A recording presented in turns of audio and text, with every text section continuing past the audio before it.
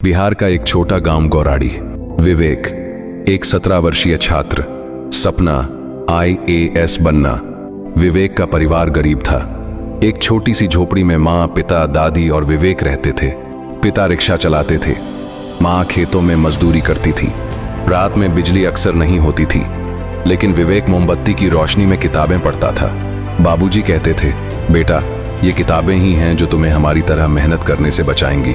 गांव में सब उसे चिढ़ाते थे, अरे यार, तू तो रोज पढ़ता रहता है, IAS बनेगा क्या? विवेक सिर्फ मुस्कुराता और कहता, हाँ बनूंगा, क्योंकि मैं सिर्फ पढ़ नहीं रहा, खुद को बना रहा हूँ। 12वीं का रिजल्ट आया। विवेक को 91% मिले, लेकिन कॉलेज की फीस वो कहाँ से आती? पिता ने उधार लिया, माँ ने अपने गहने बेच दिए। विवेक शहर गया, पटना, लेकिन शहर उसे निगलना चाहता था। नया माहौल, बिना कोचिंग के तैयारी, छोटा कमरा, पंखा भी नहीं, धूप में तपता, मोबाइल नहीं था, डिस्ट्रैक्शन नहीं था, सिर्फ एक दीवार थी जिस पर लिखा था, अगर थक जाओ तो आराम करो, लेकिन रुकना नहीं।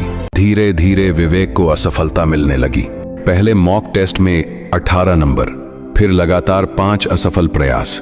एक दिन उसने अपनी माँ को फोन किया और कहा, माँ, शायद मुझसे नहीं होगा। माँ ने सिर्फ एक बात कही, बेटा, तू हार मान सकता है, लेकिन मैं नहीं, तू मेरा सपना है। उस रात विवेक ने खुद को आईने में देखा और कहा, अब मैं डर को नहीं पढ़ाऊंगा, खुद को पढ़ाऊंगा। अब कोई बहाना नहीं चलेगा, सिर्फ मेहनत और आग। उसने पढ़ाई का समय डबल कर दिया, सुबह 4 बजे से रात 11 बजे तक, हर दिन 12 घंटे, हर हफ्ते 6 मॉक टेस्ट, हर रात 10 मिनट आत्म मूल्यांकन। उसके छोटे कमरे से अब रोशनी निकलने लगी, मोमबत्ती की नहीं, जुनून की। आसपास के स्टूडेंट्स उसे देखकर प्रेरित होने लगे। विवेक अब सबका रोल मॉडल था। उसने अपने कमरे में एक नोट चिपका रखा था, अगर तू आज थक गया तो कल तुझसे कोई आगे निकल जाएगा। अंतिम परीक्षा आ गई, UPSC प्रीलिम्स। परीक्षा देने गया तो बुखार था, लेकिन उसने परीक्षा दी। मेंस भी हुआ, इंटरव्यू भी। UPSC का रिजल्ट आया। विवेक AIR 14th। गांव में ढोल बजे, माँ की आंखों में आंसू थे। जिस कमरे में वो पढ़ता था, अब वहां बच्चे पढ़ने आते थे।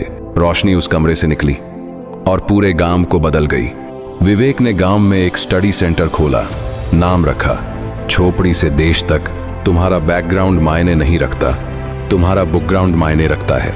आज छोटा कमरा है, कोई बात नहीं, अगर सपने बड़े हैं तो रास्ता खुद बन जाएगा।